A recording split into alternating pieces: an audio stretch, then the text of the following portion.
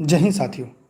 सरकारी शिक्षक के लिए आपके लिए एक महत्वपूर्ण सीरीज है जहां पर आज हम लोग जीएस, जीके, करंट, विविध, रीजनिंग माने समसामयिक के साथ विविध वो अनिवार्य प्रश्न जो आपको सिलेक्शन के नज़दीक पहुंचाने में सबसे अहम और महत्वपूर्ण भूमिका निभाएगी।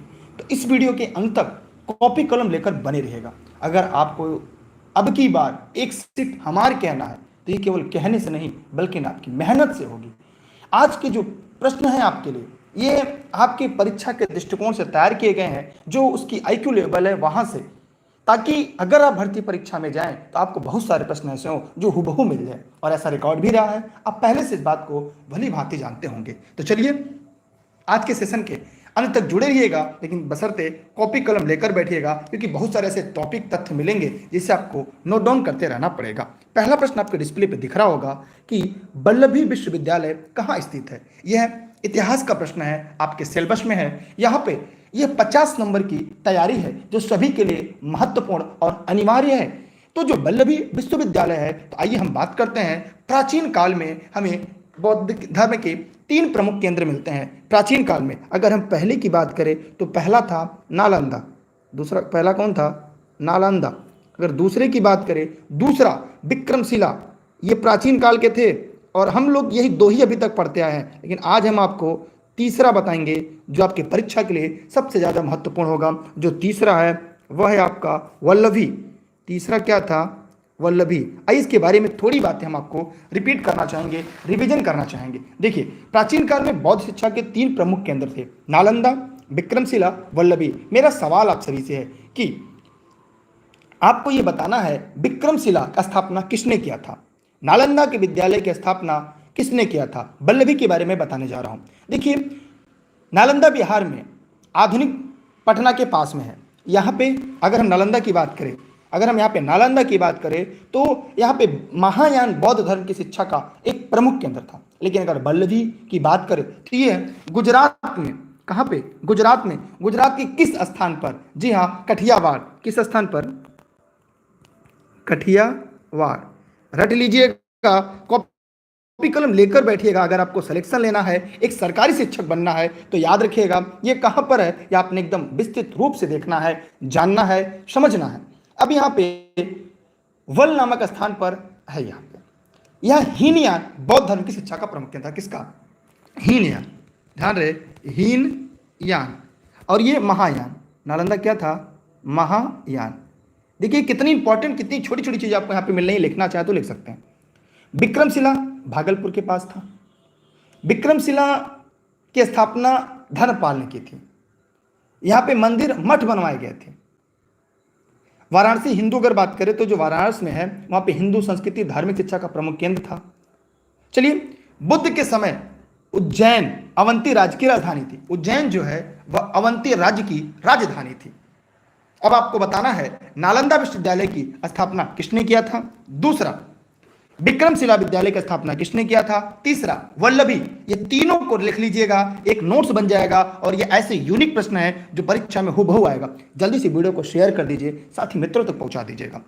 अब है सत्यपाणी गुफा है। जितने साथी वीडियो को देख रहे हैं बताइए आप लोग कि सत्यपाणी गुफा है कहाँ स्थित है, सभी लोग बताइएगा। देखिए, यह भी प्राचीन इतिहास का सवाल है। यहाँ पे याद रखिएगा, यह जो सत्यपाणी गुफा है, जी हाँ, यह वैभरा की पहाड़ियों में। कहां पर है ये? वैभरा की पहाड़ियों में है। और जो वैभरा की पहाड़ियां पर ये सप्तपाणी गुफा स्थित है। और ये कहां पर है? यह है आपका, जी हां, राजगिरी में है। कहां पर है? राजगिरी में। राजगिरी को इसे राजगीर भी कहते हैं, इसे राजगीर भी कहते हैं। परीक्षा में कभी कभी राजगीर आ जाता है तो लोग गलती कर जाते हैं, तो इसलिए इस चीज को रट लीजिएगा। अब हम बढ़ते हैं और आगे। अगला है आपके सामने, किस सिख गुरु ने विद्रोही राजकुमार खुसरो की सहायता धन एवं आशीर्वाद से की थी? पहला प्रश्न, खुसरो किसका मूल नाम था? किस मुगल बादशाह, किस मुगल शासक, किस मुगल राजकुमार का वास्तविक नाम खुसरो था? सभी साथी जितने भी वीडियो को देख रहे हैं, अगर आप सिलेक्शन के लिए पढ़ रहे हैं, सवाल का जवाब जरूर दीजिएगा। देखिए यहां पर इस प्रश्न का अगर उपयुक्त विकल्प जो है वो है अर्जुन देव। कौन है? गुरु अर्जुन देव। जी हां, सिख गुरु अर्जुन देव ने जहांगीर के पुत्र खुसरो की सहायता की थी और उसके परिणाम स्वरूप जहांगीर ने उन्हें मृत्यु दंड भी दिया था, उन्हें मृत्यु दंड भी मिला था। अब हम चलते हैं एक और अगले प्रश्न के लिए। यार जल्दी से वीडियो को शेयर कर दीजिए, लोगों तक पहुंचाइए अगर आप सिलेक्शन के लिए इस सीरीज को पढ़ रहे हैं तो। अगला है, निम्नलिखित में से किस क्रांतिकारी की फांसी गोरखपुर जेल में हुई थी? काफी इंपॉर्टेंट सवाल है, लोगों के लिए महत्वपूर्ण भी है, तो मैं चाहूंगा कि आप लोग इस प्रश्न का जवाब जरूर दीजिएगा। देखिए, हम अगर काकोरी घटना की बात करें तो काकोरी कांड आप लोग जानते होंगे, ये आधुनिक भारत के इतिहास भारतीय राष्ट्रीय आंदोलन का सवाल है। अगर हम काकोरी कांड की बात करें तो एक प्रश्न आपका यहाँ पे तैयार हो जाए कि काकोरी कांड कब हुआ था, तो ये है 9 अगस्त 1925। 9 अगस्त 1925 को काकोरी घटना घटी थी। इनमें रामप्रसाद बिस्मिल, अशफाक उल्लाह खां, रोशन सिंह, राजेंद्र लहड़ी पर मुकदमा चलाकर फांसी दी गई। इसमें रामप्रसाद बिस्मिल को जो फांसी है वो कहाँ पे दी गई थी? रामप्रसाद बिस्मिल को जो फांसी दी गई थी वह गोरखपुर के जेल में दिया गया था। जी हाँ, रट लीजिएगा आप लोग। जबकि राजेंद्र लहड़ी को गोंडा में, राजेंद्र लहड़ी को अगर पूछ लिया जाए तो रटना चाहे तो लिख लीजिएगा, इन्हें गोंडा में फांसी दी गई थी।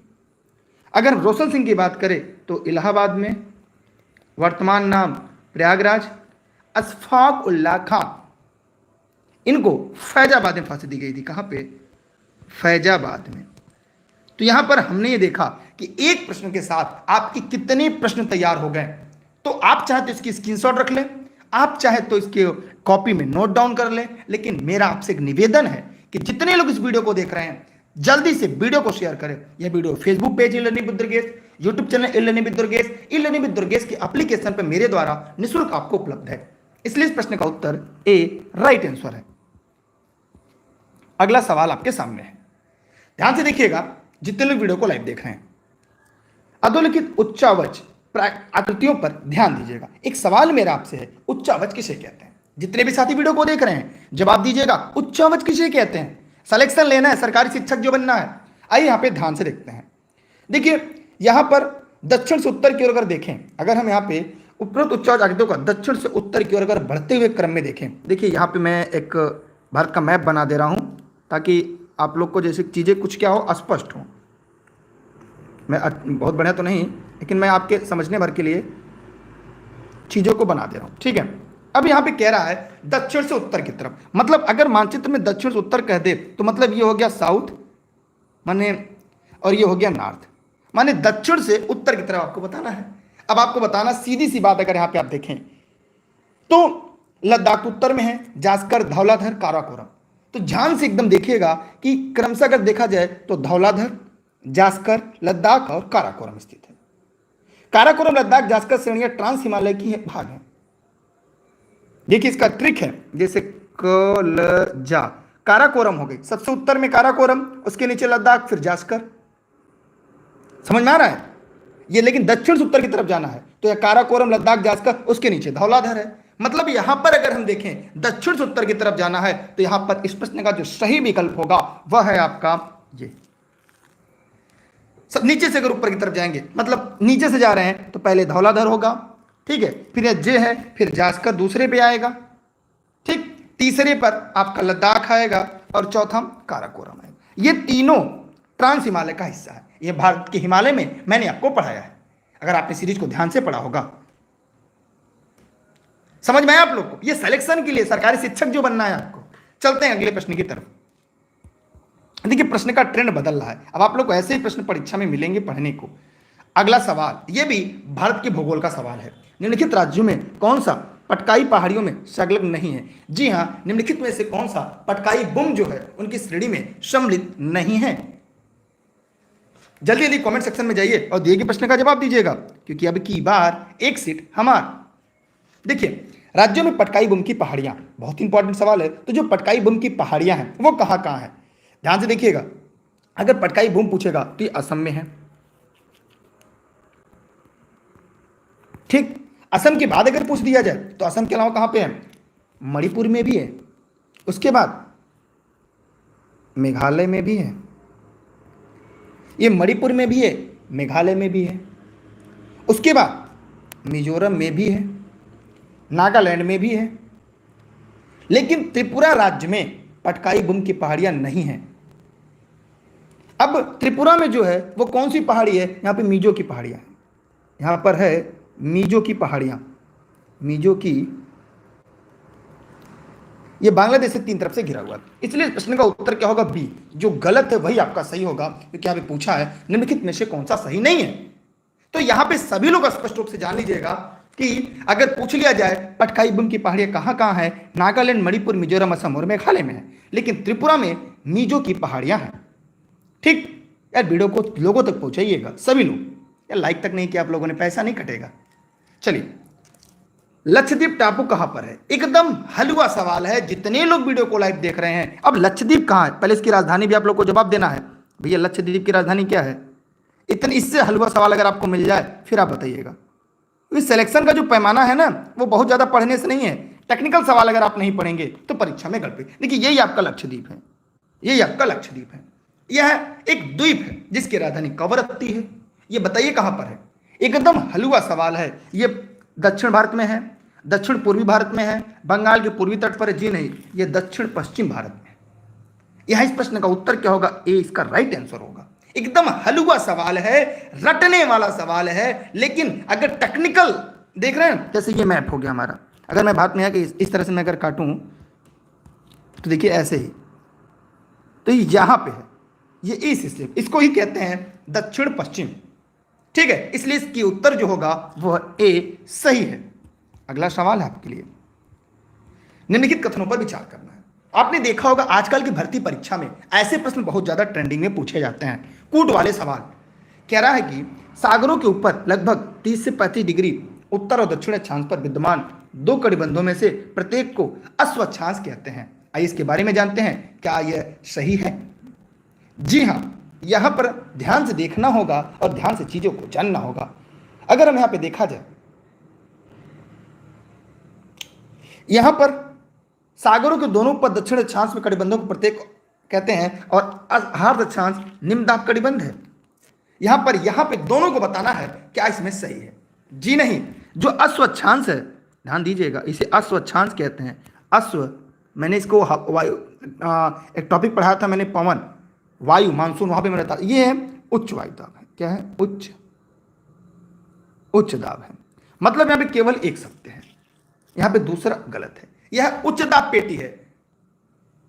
कारण यह है, उच्च दाब पेटी का मतलब यह है यहां पे प्रेशर ज्यादा बनता है जब इस क्षेत्र पर जहाज पहुंचता था। जब देखिए 0 डिग्री हो गया, ये हो गया आपका 30-35, जब यहां पे जहाज पहुंचता तो उस पर दाब वायु का पड़ता, जहाज डूबने लगता। तो जो व्यापारी होते थे, इस पर लोदे जो घोड़े होते थे उसको सागरों में फेंक देते, और जब सागर में घोड़े फेंक देंगे तो सागर में क्या होगा? घोड़े चले जाएंगे और हल्का हो जाएगा। इसलिए इसको अश्व अक्षांश के नाम से जानते हैं, हॉर्स अक्षांश के नाम से जाना जाता है, जो 30-35 अक्षांश पर पृथ्वी के दोनों गोलार्धों में फैला हुआ है। और यह एक उच्च वायु दाब कटिबंधित क्षेत्र, उच्च वायु दाब की पेटी है। तो आप लोग समझ लिए। जल्दी से हम चलते हैं और अगले प्रश्न की तरफ, सिलेक्शन लेना है। ठीक, अगला सवाल देख रहे हैं, कूट वाले सवाल आपके लिए ज्यादा आ रहे हैं। नीचे दिए गए झीलों को क्षेत्रफल की दृष्टि से सही अवरोही क्रम में बताइए। अवरोही क्रम क्या होता है? मतलब ये है, आपने पढ़ा होगा मैथ में असेंडिंग और डिसेंडिंग ऑर्डर, ये माने घटते हुए क्रम में है।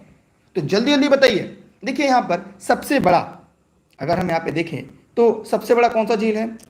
Lake superior. फिर उसके बाद प्रश्न के हिसाब से विक्टोरिया, फिर उसके बाद आपका बैकाल झील। बैकाल झील की विशेषता है, चौथा ग्रेट बी है। यहां पे सभी झीलों की विशेषता है, लेक सुपीरियर, लेक बैकाल, इन दोनों की अपनी अपनी एक बड़ी विशेषता है। इसका जवाब कमेंट बॉक्स में जरूर दीजिएगा। ठीक, अब यहां पर आपको बताना इस प्रश्न का सही विकल्प क्या होगा। जल्दी जल्दी कमेंट करिए। यहां पे 4 3 2 1 एकदम उल्टा है, क्रम को ही पलट दिया है। ठीक है, पहले क्लास पढ़िए, सिलेक्शन लेना 1 से मार्क, लेकिन बिना मेहनत के नहीं होगा। तख्तो ताज ऐसे नसीब नहीं होना है। अब देखिए, निम्नलिखित पद्धतियों में कौन सी कृषि में जल संरक्षण में सहायता कर सकती है? बताइए जल्दी जल्दी कमेंट करके। देखिए यहां पर क्या होगा कि भूमि की कम या शून्य जुताई होगी तो जल संरक्षण होगा। खेत की सिंचाई पूर्व जिप्सम का प्रयोग, इससे भी जल संरक्षण होगा। फसल अवशेष को खेत में ही रहने देना, इससे होगा। माने 1 2 3 माने खेत में कृषि के लिए जल संरक्षण में यह तीनों बिंदु सहायता कर सकते हैं। जी हां मेरे सभी प्यारे मित्रों, साथियों, भावी शिक्षकों, अगला सवाल आपके सामने है। जी हां, निम्नलिखित में से कौन सा सही नहीं है? जी हां देखिए, इसकी जो नोट्स है वो टेलीग्राम पर आपको उपलब्ध होगी। सभी लोग टेलीग्राम पर दुर्गेश सर सर्च करके जुड़िएगा या डिस्क्रिप्शन में लिंक है, जुड़िएगा। और आओ बाकी क्लास के लिए ई लर्निंग विद दुर्गेश का ऐप इंस्टॉल कर लीजिए। निःशुल्क क्लास ये देश हित में राष्ट्र हित में है। आइए यहां पर देखते हैं सभी लोग, जितने लोग इस वीडियो को लाइव देख रहे हैं, कि कौन सा सही नहीं है। सेब की भंडारण गुणवत्ता, कैल्शियम की कमी से घटती है। सही बात। भारत में पश्चिमी बंगाल सर्वाधिक सब्जी उत्पादक राज्य है। बताइए सभी लोग। सही बात। अलसी तिलहनी फसल भारत में भर में उगाई जाती? जी नहीं। तृतीय पीढ़ी की पीड़कनाशी को सर्वप्रथम C.S. विलियम्स ने प्रस्तावित किया। जी हाँ ये भी सही है। माने जो गलत है वही आपका सही है, क्योंकि यहां पे प्रश्न पूछा है निम्नलिखित में से कौन सा सही नहीं है। अगला सवाल आपके सामने है। देखने सारे सब्जेक्ट इसमें जुड़े हुए हैं। शक्तिमान और शक्तिमान 2 आंशिक परिवर्तन कौन सी फसलें हैं? यह है आपकी मक्का की। और सबसे जल्दी निम्नलिखित में से कौन सा फसल तैयार होता है? अब यहां पे सही सुमेलित कौन सा नहीं है, जल्दी से बताइए। देखिए चना में विल्ट बीमारी होती है, मटर में बुकनी, बाजरा में अरगड़, धान में हरित बाल नहीं होता। जी हां ये हरित बाल जो होता है ये बाजरे में होने वाला रोग है। ये बाजरे में होने वाला रोग है, ये रट लीजिएगा सभी साथी। अगला सवाल आपके सामने है, शायद आपको दिखाई दे रहा होगा, बहुत ही इंपॉर्टेंट है। कह रहा है कार्बन क्रेडिट संबंध में कौन सा कथन सही नहीं है। यहां पर आपको गलत कथन को छांटना है, सही कथन नहीं। 3 सही एक गलत है। प्रायः लोग सवाल नहीं पढ़ते और गलती कर जाते हैं। जल्दी जल्दी बताइए। देखिए कार्बन क्रेडिट प्रणाली क्योटो प्रोटोकॉल के संयोजन में संपुष्ट की गई थी। सही है। कार्बन क्रेडिट उन देशों या समूहों को प्रदत्त की जाती है जो ग्रीन हाउस गैसों का उत्सर्जन घटाकर उसे उत्सर्जन अभ्यंश के नीचे ला चुकते हैं। ये भी सही बात है, मतलब ये इंपॉर्टेंट है। क्रेडिट, कार्बन क्रेडिट का लक्ष्य कार्बन डाइऑक्साइड उत्सर्जन में हो रही वृद्धि पर अंकुश लगाना। सही बात।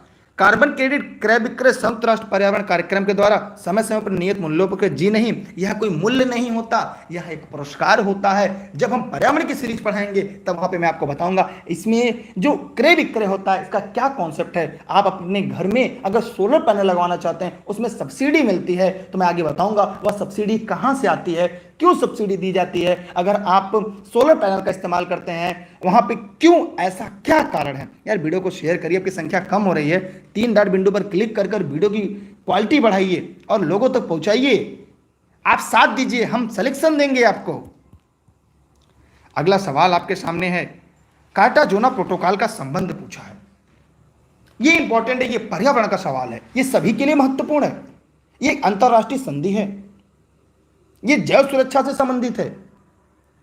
और इसे कब स्वीकार किया गया था? ये जैव सुरक्षा से संबंधित है। इसे कब स्वीकार किया गया था? यहां पे अगर स्वीकार करने की बात किया जाए कि स्वीकार करना कब एक्सेप्ट किया गया था इसे, तो यह कब एक्सेप्ट किया गया था? यह 29 जनवरी सन 2000 को स्वीकार किया गया था।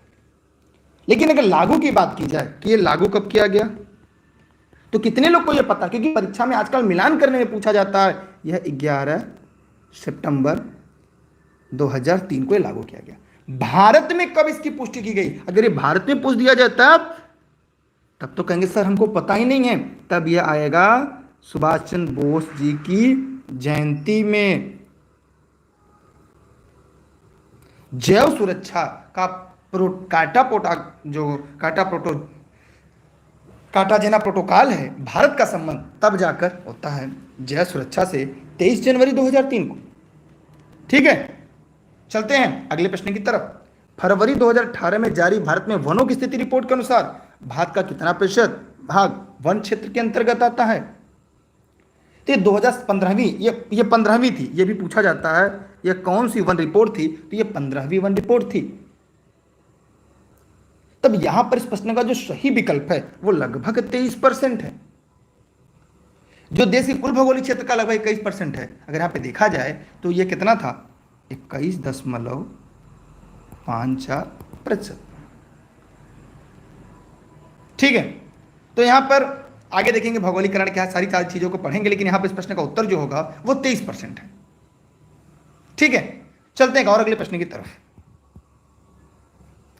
अगला सवाल आपके लिए है, निम्नलिखित कथनों पर विचार कीजिए। सभी लोग ध्यान से देखिएगा, जितने लोग वीडियो को लाइव देख रहे हैं। देखिए, भारतीय पशु कल्याण बोर्ड पर्यावरण संरक्षण अधिनियम 1986 का अधीन स्थापित है? जी नहीं। राष्ट्रीय बाघ संरक्षण प्राधिकरण एक सांविधिक निकाय है? जी हाँ। बाघ दिवस कब मनाया जाता है, कमेंट करके बताइए। राष्ट्रीय गंगा नदी द्रोणी प्राधिकरण की अध्यक्षता प्रधानमंत्री करते हैं? सही बात। इसका मतलब यहां पर इसका उत्तर जो होगा केवल 2 और 3 सही है। ठीक, क्लियर?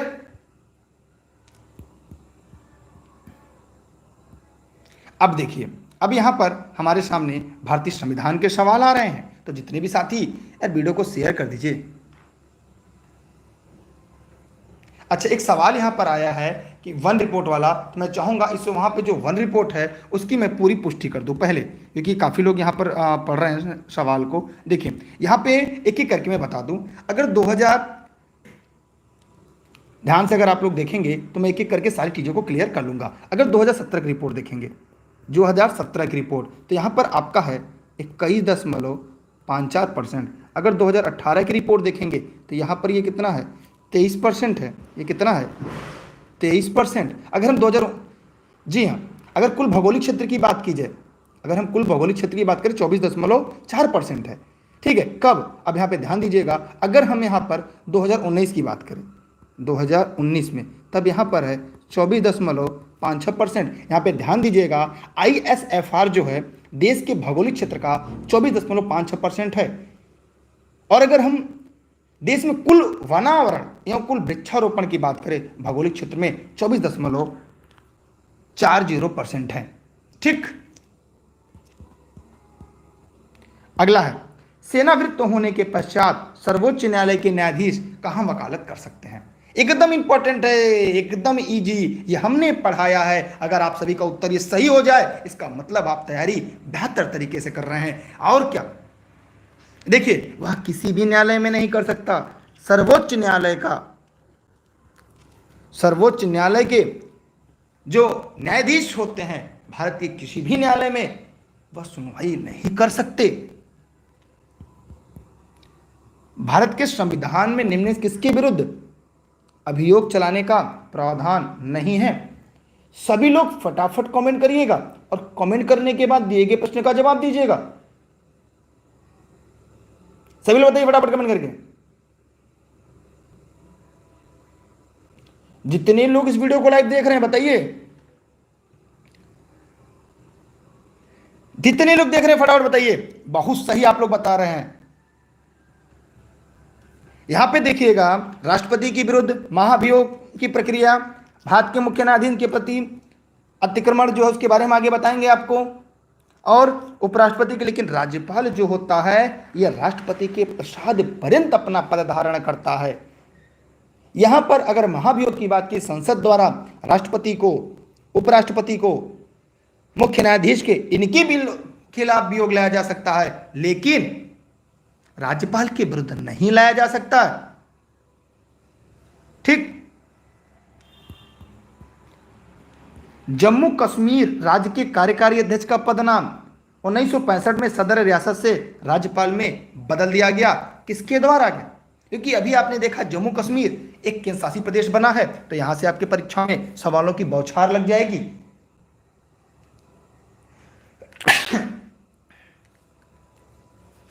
बताइए जल्दी जल्दी आप। देखिए, जम्मू कश्मीर राज्य के संविधान में छठे संविधान संशोधन द्वारा कब? 1965 में। वहां पे सदर ए रियासत राज्यपाल बदल दिया गया, और जहां पे प्रधानमंत्री मुख्यमंत्री के रूप में प्रस्तापित किया गया, तो कब?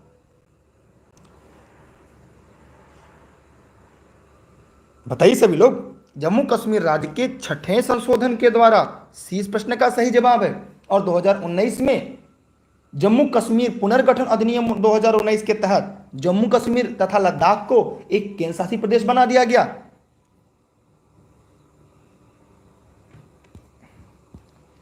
यह सीरीज आपको तब तक मिलेगी जब तक आपका सिलेक्शन ना हो जाए। राज्य विधानसभा निम्नलिखित में से किसके निर्वाचन में भाग लेती है? सभी लोग फटाफट कमेंट करें। देखिए यहां पे राष्ट्रपति, भारत के राष्ट्रपति में किस अनुच्छेद में है? अनुच्छेद 54 ख में राज्य विधानसभा जो होती है ये भाग लेती है।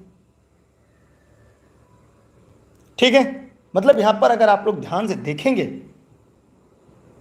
भारत के उपराष्ट्रपति के चुनाव में नहीं लेती। राज्य के विधान परिषद के सदस्य के रूप में, राज्य की विधान परिषद अनुच्छेद 173(3)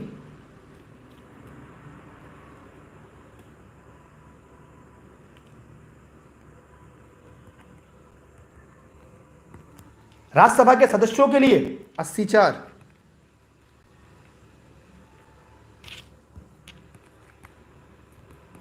लेकिन उपराष्ट्रपति के चुनाव में राज्य की जो विधानसभा होती है यह भाग नहीं लेती।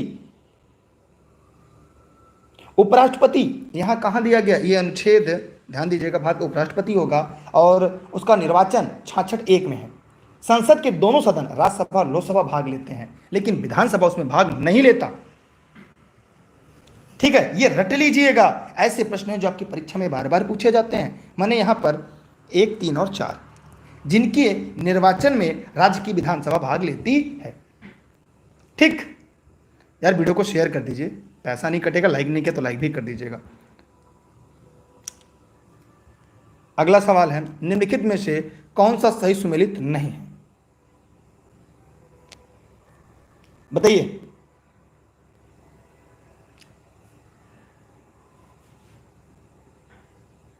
देखिए जो सूर्या है ये अलसी की प्रजाति नहीं है, यह आम की प्रजाति है, पपीता की है, आलू की है। ठीक है, सरसों को बरुणा है, मटर का सपना, मूंगफली का कौशल है। कौन सा पदार्थ शाकनाशी है? बहुत ही इंपॉर्टेंट है, सभी लोग जवाब दीजिएगा। शाकनाशी है। इसका प्रयोग कृषि क्षेत्र में खरपतवार को नष्ट करने के लिए किया जाता है। इसका नाम क्या है? ब्यूटाक्लोर। यह एसिटेनिएट वर्ग का एक शाकनाशी है और भारत में इसका प्रयोग धान की खेती के लिए किया जाता है। धान की खेती के लिए भारत में इसका प्रयोग किसके लिए किया जाता है? धान की खेती के लिए किया जाता है। ठीक है, धान की खेती के लिए इसका प्रयोग किया जाता है भारत में।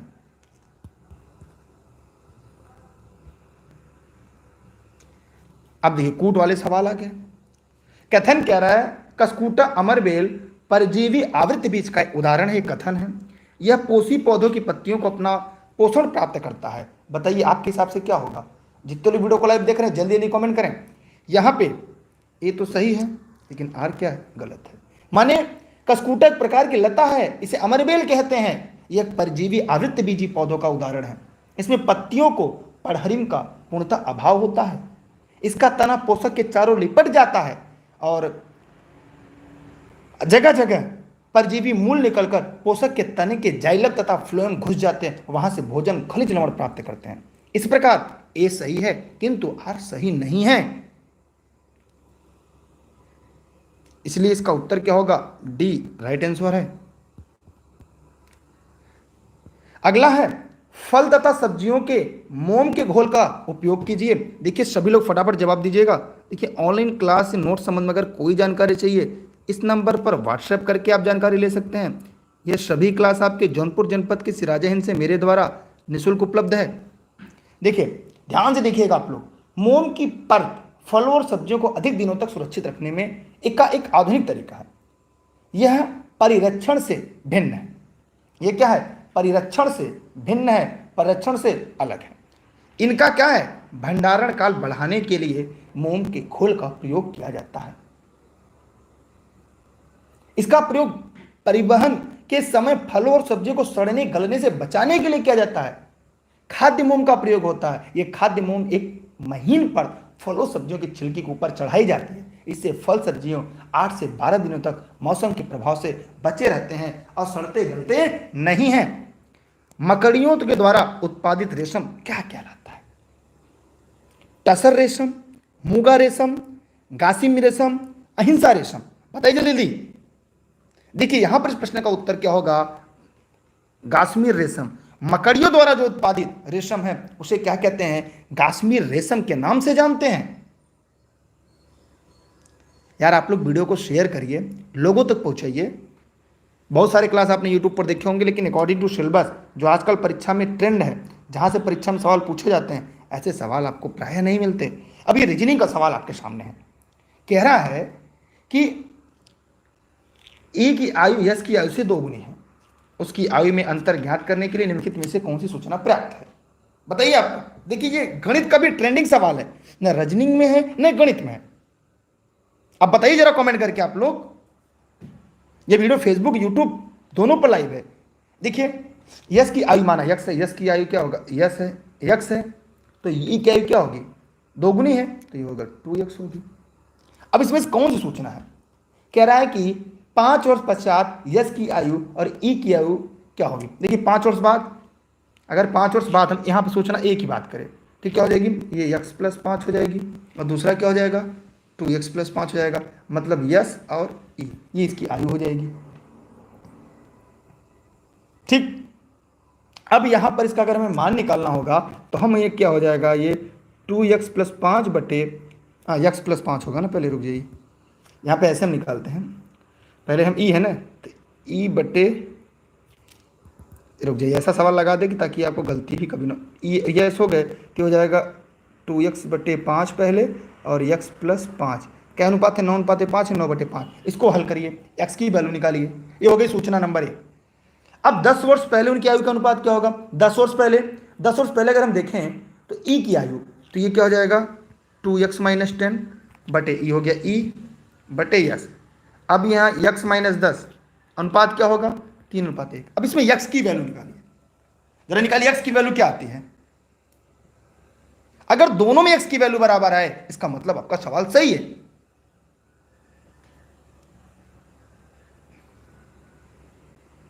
अगर दोनों में देखिए x की वैल्यू कितनी आती है, यहां पे त्रिया का गुणा कर दीजिएगा, यहां पे भी त्रिया गुणा कर दीजिएगा। अगर दोनों में मान समान आता है तो इसका मतलब आपका कथन सही है।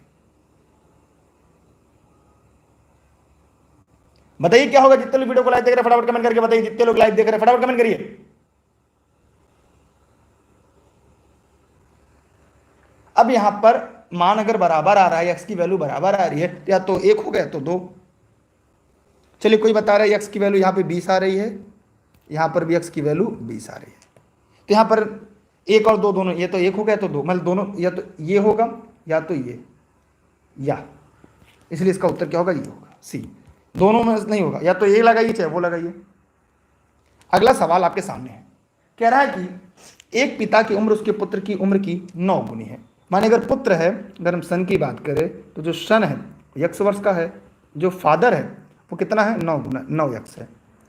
फिर कह रहा है माता की उम्र उस पुत्र की उम्र की 8 गुनी है। अगर माता की उम्र की बात करें, मदर की उम्र की बात की जाए तो कितनी है? 8 गुनी है, माने 8x है। अब कह रहा है पिता और माता की उम्र का योगफल 31 वर्ष है, तो पुत्र की उम्र क्या होगी? अरे एकदम आसान प्लस है। अब देखिए माता पिता माने फादर और माता माने 9x + 8x बराबर 51, 9 8 17x बराबर 51, तो x बराबर 51/17 कट गया 3, क्या हो गया? 3। अब पुत्र क्या है? यहाँ पे 3x बराबर 3। इस प्रकार पुत्र की उम्र क्या होगी? 3 वर्ष होगी। और फादर की उम्र ज्ञात करना होगा तो 9 × 3 27 वर्ष, माता की उम्र ज्ञात करना 8 × 24 साल। तो यहाँ पे बेटा 3 साल का है, पिता 27 साल का, माता 24 साल की है। एकदम आसान, एकदम हलवा प्रश्न है, बस गलती मत करिएगा, थोड़ा सा ध्यान लगाइएगा। गणित के सवाल बहुत ही आसान तरीके से आप लगा सकते हैं, जैसा कहता जाए बस वैसा करते चलेगा। ठीक, चलते हैं एक और अगले प्रश्न की तरफ। कह रहा है कि 3 से विभाज्य संख्याओं को छोड़कर 1 से 99 संख्याओं तक की गिनती में अंक 5 कितनी बार आएगा? अब देखिए 1 से 99 से देखा जाए, जो 3 से विभाज्य ऐसी कितनी संख्याएं हैं, जैसे 3 × 5 यहाँ पे 15 हो जाएगा, फिर 15, 45, फिर ये 15 सही भाग देते हैं ना, फिर ये 45 हो जाएगा, इसे 5 भी आएगा, 3 से कटेगा, फिर 45, फिर 51 आएगा, फिर 3 से भी कट रहा है, 5 भी इसमें है, 54 है, ये 3 से भी कटेगा, 5 भी है इसमें, 57 है, 3 से कटेगा, 5 भी है, 75 है, ये 3 से भी कटेगा, इसमें 5 भी है। अब कह रहे हैं में कुल संख्या क्या है? 6 है। अब 1 से 99 तक गिनती में अंक 5 कुल संख्या 19 में आता है। इसमें से क्या करेंगे आप बताइए जरा कमेंट सेक्शन में, क्या होगा? 5 गिनती में अंक 5 कितनी बार आएगा? इनको छोड़ दिया जाए, इनको क्या करना है? छोड़ देना है। अगर इनको छोड़ देंगे, वैसे अगर 5 कितनी बार आता है? 5 वैसे 19 बार आएगा। और अगर ये निकाल दिया जाए तो कितनी बार होगा? 14 बार। ये प्रश्न होगा बी। थोड़ा सा टेक्निकल सवाल है। वैसे अगर देखा जाए 1 से लेकर 99 तक में 5 जो है 19 बार आता है। कितनी बार आएगा? 19 बार। लेकिन 3 से कटने वाला निकाल दिए, 3 से कितना कटेगा? रुक जाइए, बताइए। अगर आप 5 की बारंबारता करेंगे तो क्या होगा? 14 बार आएगा। ठीक है, चलिए अगला सवाल यहां पे ज्ञात करना। ऐसे सवाल को ज्ञात करने का एक छोटा सा ट्रिक है। जितने इस वीडियो को लाइव देख रहे हैं जरा फटाफट कमेंट करिए। देखिए यहां पर ऐसे सवाल को ज्ञात करने का एक तरीका है। देखिए क्या तरीका है, यहां पर इसको 2 बार स्क्वायर करते हैं। यहां पर इसकी अगर हम वैल्यू निकालना होगा, जैसे हम ये जानते हैं दोनों पक्षों का अगर स्क्वायर कर देंगे तो ये हो जाएगा एक्स स्क्वायर प्लस 1/x² बराबर, इसकी वैल्यू 5 है, 5 का स्क्वायर -2 हो जाएगा। अब फिर इसका भी स्क्वायर करना है। जब इसका भी स्क्वायर करेंगे x घाते 4 प्लस 1/x घाते 4 बराबर, ये 5 × 5 = 25 -2 हो गया 23। अब यहाँ हो जाएगा 23 का स्क्वायर माइनस, ये ट्रिक है मैं आगे क्लास में पढ़ा दूंगा, ये ट्रिक कैसे निकलेगा, -2। तो 23 का स्क्वायर होता है 529, 529 - 2 बराबर 527। अर्थात इस प्रश्न का सही विकल्प क्या होगा? सी। ऐसे प्रश्न को हल करने का एक तरीका मैं बता रहा हूँ, छोटा सा ट्रिक। यहाँ पर मान लीजिए यह 1 है, ए है, इसमें हम निकालते हैं 1 का स्क्वायर -2, फिर पूरे का स्क्वायर, ध्यान दीजिएगा, फिर पूरे का स्क्वायर, फिर -2। यही तरीका है, मात्र कुछ सेकंड में ऐसे प्रश्न का उत्तर आपको आ जाएगा। ध्यान से देखिएगा सभी लोग। कैसे? देखिए माना ये x प्लस 1/x बराबर a हो, a का स्क्वायर -2, a का स्क्वायर माने, ध्यान से मैं देखिए लगा रहा हूँ दोबारा, 5 का स्क्वायर -2 पूरे के स्क्वायर -2, कि 5 का स्क्वायर कितना हो जाएगा? 5 × 5 = 25 में से 2 गया। मैं देखिए हल करके दिखा दे रहा हूँ ना, आप लोग कहेंगे सर कैसे लगा? -2, ये हो जाएगा 23, 23 का स्क्वायर -2, ये हो जाएगा 529। एकदम ट्रिकी है, क्या हो जाएगा? 527। एकदम ट्रिकी, माने बिना फार्मूले के। मैं ऐसे आगे भी जब आप लोग गणित सवाल पढ़ेंगे, ठीक है, तो यहां पर जो कॉन्सेप्ट है वो आपका पूरी तरह से क्लियर हो जाएगा। हाँ देखिए, इसमें मैथ भी आता तो मैं मैथ भी करा दे रहा हूं, रीजनिंग भी आएगी। ठीक, अच्छा यही प्रश्न फिर आ गया आपका। अब अगला है, देखिए यहाँ पे गणित का सवाल है, इसको मैं हल करा दे रहा हूं। कह रहा है कि एक समबाहु त्रिभुज, एक समबाहु त्रिभुज की 3 भुजाएं x + 1 9 - x 5x + 3 निरूपित की जाती हैं, ऐसे कितने त्रिभुज संभव है? देखिए यहाँ पर समबाहु त्रिभुज में 2 भुजाएं बराबर होती हैं। 2 भुजाएं बराबर कर चर राशि x मान लेते हैं, मतलब 2 भुजाएं अगर बराबर हैं, जैसे ही मान लीजिए ये समबाहु त्रिभुज, ये दोनों भुजाओं को मान लेते हैं x से। तो यहाँ पर x + 1 और 9 - x, अगर इसको हम दोनों को इक्वल कर ले, इन दोनों को मान लेते हैं, इक्वल कर लेते हैं। देखिए काफ़ी लंबा सवाल लगेगा, तो इसका मान हो जाएगा x प्लस, देखिए लगेगा कैसे, x + 1 बराबर 9 - x। x की वैल्यू निकालेंगे तो यहाँ पे x बराबर क्या हो जाएगा? 9 इधर आएगा 8, x + 2 बराबर, x बराबर यहाँ पे 4 हो जाएगा। अब यहाँ पे 4 मान रखिए, जब यहाँ पे हम 4 मान रख देंगे तो क्या आ जाएगा? x की वैल्यू 4 रखेंगे, तो जब यहाँ पे x की वैल्यू 4 रखेंगे, x + 1 है, x + 1 है, माने यहाँ पे क्या हो जाएगा? एक मान 5 आएगा। 9 - x है, 9 में से 4 गया, फिर दूसरा मान 5 आएगा। 5x है, माने 5 × 24 में से 3 गया, 17 आएगा। ठीक है, तो यहां पर हम जानते हैं कि कैसे होगा कि 5 + 5 इनका योग कर दीजिए और यह उससे बड़ा है, 5 × 5 = 10 17 है। तो यहां पर हमने ये देखा कि अब इसकी वैल्यू हम रखेंगे तो x की वैल्यू हम x + 1 5x रखेंगे, तो यहां पर जो त्रिभुज बनेगा वह केवल एक त्रिभुज बनेगा। कितना बनेगा? केवल एक त्रिभुज बनेगा। ठीक है, अब चलते हैं एक और सवाल की तरफ। एक त्रिभुज बनेगा केवल। अब इसको मान रखेंगे, एक मान और रखेंगे। ठीक है, x+1 और 5x - 3 रख के देखेंगे। फिर दूसरा संभावित मान आएगा, उसके बाद फिर एक मान रखेंगे, तो इसका एक ही त्रिभुज बनेगा। दो गोलों के पृष्ठों का क्षेत्रफल का अनुपात 9:4 है, तो उनके आयतनों का अनुपात क्या होगा?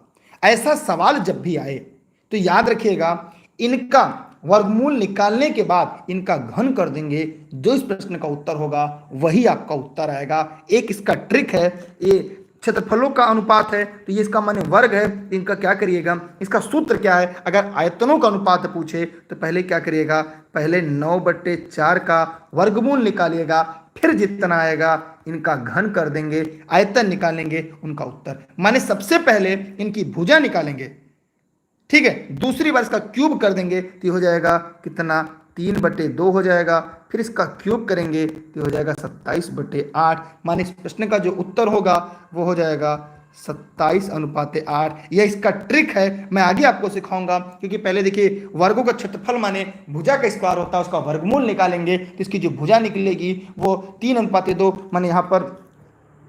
ठीक है, ये ट्रिक के माध्यम से है। ठीक,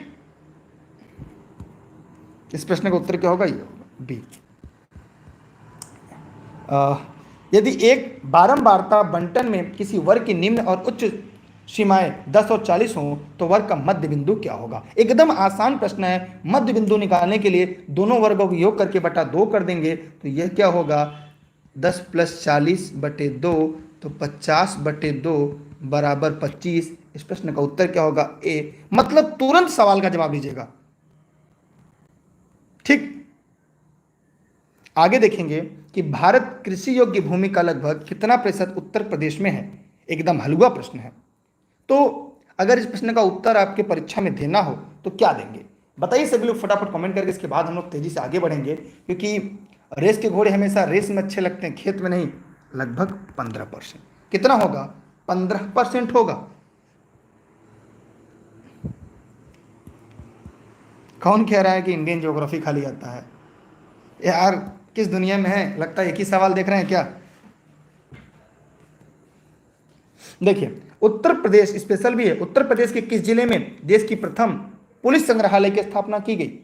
बताइए जल्दी कमेंट करके, पुलिस संग्रहालय की स्थापना कहां की गई? तो यहां होगा गाजियाबाद में। Global hand washing day, most important, ये कई भर्ती परीक्षा में आपका सवाल पूछा गया, रट लीजिए। ग्लोबल हैंड वॉशिंग डे, विश्व हाथ धुलाई दिवस कब मनाया जाता है? तो यह प्रत्येक वर्ष 15 अक्टूबर को, और यह पहली बार 2020 में बनाया गया था। 2026 की शुरुआत होती है। और आप देखा होगा कि कोविड-19 की महामारी में इसका थीम क्या था, कमेंट करके बताइएगा। 6वां बार अंतरराष्ट्रीय विज्ञान महोत्सव वीडियो कॉन्फ्रेंसिंग के मध्य कब से कब आयोजित किया गया?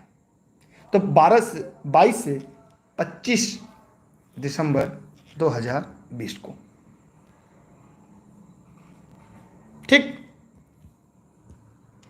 अक्टूबर 2020 में भारत सरकार द्वारा अनुशासित 8 समुद्र तटों को अंतर्राष्ट्रीय ब्लू फ्लैग प्रमाणन प्राप्त हुआ। कौन सा समुद्र तट भारत सरकार द्वारा अंतर्राष्ट्रीय ब्लू फ्लैग प्रमाणन के लिए अनुशासित नहीं किया गया था? बताइए। अगर 8 का नाम आपको पता हो तो बताइए इसमें से। सभी लोग फटाफट कमेंट करके बताइए, जितने लोग वीडियो को लाइव देख रहे हैं सभी लोग फटाफट कमेंट करें। देखिए, शिवराजपुर गुजरात, खोखला द्वीप, राजधानी नगर, लेकिन कनारा केरल तट नहीं है, इसलिए इस प्रश्न का उत्तर क्या होगा? सी होगा। ठीक है, शिवराजमपुरम है, ये द्वारका गुजरात में है। खोखला द्वीप कासरकोड, पादुबिद्री कर्नाटक, कप्पड़ केरल, ऋषिकोंडा आंध्र प्रदेश, गोल्डनपुरी उड़ीसा में है, राधानगर अंडमान निकोबार द्वीप में है, कनारा तट नहीं है। अगला सवाल, 9 अक्टूबर 2020 को anti radiation missile Rudram first का सफल परीक्षण किया गया। इससे संबंधित निम्नलिखित कथनों पर जल्दी से विचार करिएगा। देखिए, इसका परीक्षण अरब सागर में किया गया? जी नहीं, ये इसरो के द्वारा किया गया, ठीक है। व्हीलर द्वीप से किया गया, कहां पे, व्हीलर द्वीप से, ये गलत हो गया। यह डीआरडीओ द्वारा विकसित देश की पहली स्वदेशी एंटी मिसाइल, सही बात। इसका परिचय सुखोई 30 MKI फाइटर क्राफ्ट से किया गया, ये भी सही है। मतलब अरब सागर में नहीं किया गया, ये बंगाली खाड़ी में किया गया, व्हीलर द्वीप से किया गया। कहां पे, व्हीलर द्वीप, रट लीजिएगा, लिख लीजिएगा, कहां पे किया गया, व्हीलर द्वीप, उड़ीसा के तट पर, व्हीलर द्वीप पे, ठीक है। इसका मतलब ये गलत है, माने 2 और 3 सही है, माने इस प्रश्न का जो सही विकल्प है वो ए है। क्लियर हो रहा है? जिसको क्लियर नहीं दिख रहा है वह 3 डॉट बिंदु पर क्लिक कर कर वीडियो की क्वालिटी बढ़ा ले, वीडियो पूरी तरह से साफ एचडी दिखाई देगा। अगला है आपके सामने, 9 अक्टूबर 2020 को जल शक्ति मंत्रालय द्वारा जारी प्रेस विज्ञप्ति के अनुसार कौन सा राज्य प्रत्येक ग्रामीण घर में नल कनेक्शन उपलब्ध कराकर देश का हर घर जल राज्य बनने जा रहा है? यह है आपका गोवा राज्य। वर्तमान में गोवा के मुख्यमंत्री कौन है? कमेंट सेक्शन में जवाब दीजिए। अगला सवाल काफी इंपॉर्टेंट है, जल्दी जल्दी कमेंट करिएगा। अरे वीडियो को शेयर करिए, डेली क्लास टाइम से आइए, तभी तो चीजें सीखेंगे। कामाख्या मंदिर भारत के किस आधुनिक राज्य में है? कामाख्या मंदिर किस राज्य में है? असम में है। असम में कहां भैया, असम में कहां है? यहां पर नीलांचल पर्वत पर है। किस पर? नीलांचल पर्वत पर है, ठीक है। यहां मंदिर असम की राजधानी दिसपुर के पास है। भारत के संविधान का निर्माता किसे माना जाता है? एकदम हलवा सवाल है। डॉक्टर भीमराव अंबेडकर को माना जाता है।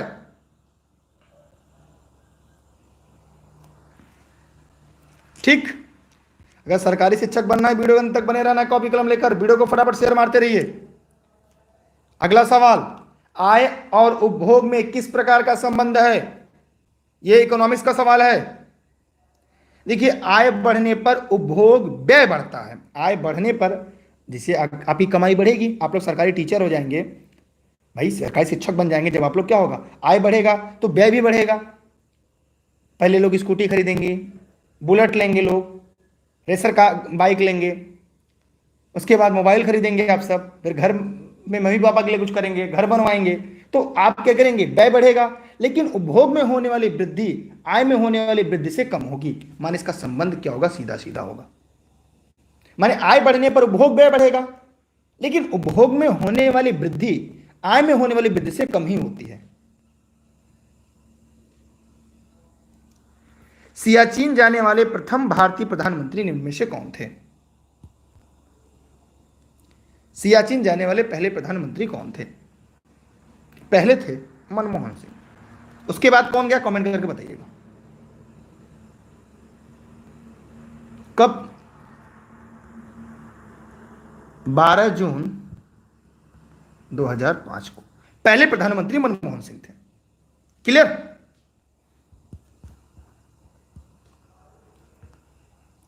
यार वीडियो को शेयर करिए जल्दी जल्दी, लाइक नहीं किया तो लाइक कर दीजिए। स्वामी दयानंद सरस्वती ने किस शहर में 1875 में आर्य समाज की स्थापना की? डेली क्लास का टाइम यही है, सभी लोग कल टाइम से लाइव रहिएगा। स्वामी दयानंद सरस्वती ने किस शहर में 1875 में आर्य समाज की स्थापना की? आर्य समाज की स्थापना मुंबई, बंबई, बॉम्बे में किया। कहीं मुंबई है, कहीं बॉम्बे है। इनकी जो पुस्तक है सत्यार्थ प्रकाश, मोस्ट इंपॉर्टेंट, लिख लीजिएगा, सत्यार्थ प्रकाश, ये मोस्ट इंपॉर्टेंट है आप सभी के लिए। अगर आप सिलेक्शन के लिए पढ़ रहे हैं तो ये बातें जान लीजिएगा। भारत के प्रथम फील्ड मार्शल कौन थे? जैन चौधरी, ओपी मल्होत्रा, के एम थिमैया, MHK मानेकशॉ। तो सैन मानेकशॉ 1971 में। और बांग्लादेश को स्वतंत्र कराने में इनकी सबसे अहम भूमिका थी।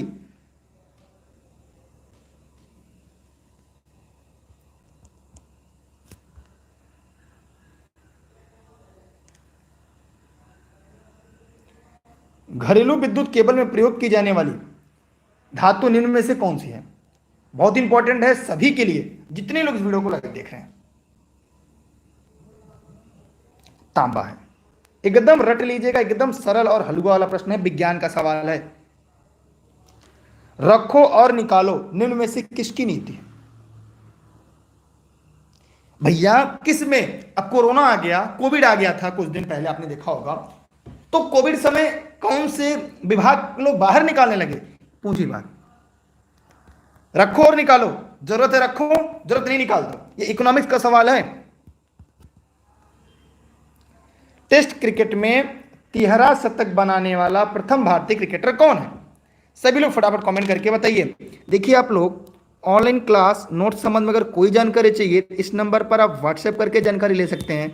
मेरी क्लास निःशुल्क देश हित में राष्ट्र हित में आप सभी के लिए उपलब्ध है। यह क्लास जौनपुर जनपद के सिराजे हिंद से आप सभी के लिए लाइव चल रहा है। डेली क्लास के लिंक के लिए आप सभी लोग टेलीग्राम जरूर ज्वाइन कर लीजिएगा। दुर्गेश सर सर्च करके, e learning with Durgesh, Facebook, Instagram, Twitter, YouTube e learning with Durgesh है। यहाँ पर आपका होगा वीरेंद्र सहवाग, इन्हें हम मुल्तान का सुल्तान भी कहते हैं। इन्होंने पहली बार मुल्तान में मार्च 2004 में 13 शतक मुल्तान स्टेडियम में पाकिस्तान के विरुद्ध लगाया था। ठीक है। भारत में सबसे पुराना गिरजाघर कौन सा है?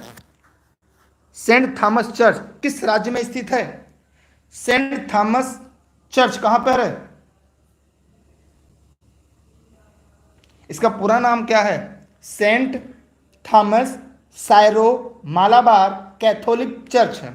यह कहां पर है? केरल में है। केरल में भी किस स्थान पर है? त्रिशूर में। कहां पर है? यह त्रिशूर कहां पर है?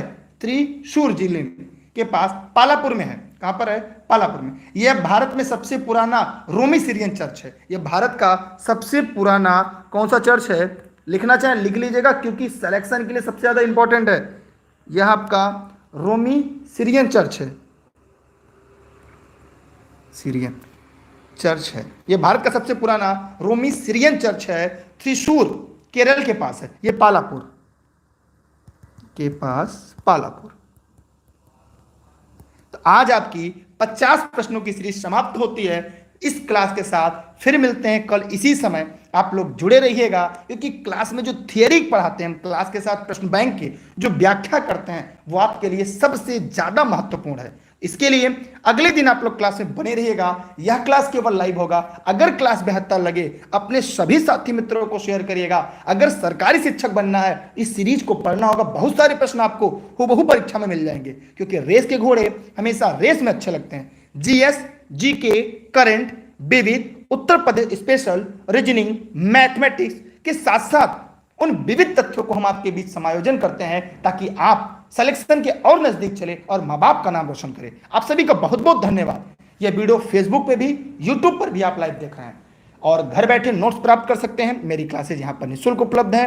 देश हित में, राष्ट्र हित में, बाय बाय। हाँ, साइंस भी था, विज्ञान भी था। जीएस जीके में विज्ञान आ जाता है, इकोनॉमिक्स है, इतिहास, भूगोल, भारतीय संविधान, सामान्य विज्ञान, तीनों उसमें आ जाता है।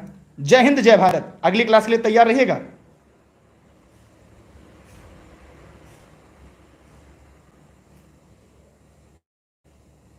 ठीक है, चलते हैं। बहुत बहुत धन्यवाद। जय हिंद, जय भारत। जितने लोग इन वीडियो को शेयर किया है, लाइक किया, उनका दिल से थैंक यू। भगवान करे अगली भर्ती में आपका चयन पक्का हो।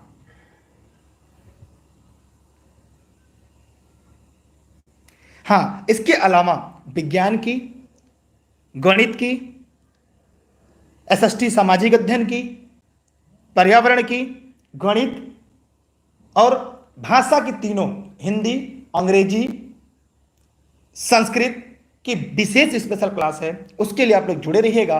क्लास की टाइमिंग आपको टेलीग्राम पर उपलब्ध हो जाएगी। टेलीग्राम पर सभी लोग जुड़ जाइएगा, क्योंकि रेस के घोड़े हमेशा रेस में अच्छे लगते हैं, खेत में नहीं। ठीक। जय हिंद, बाय बाय।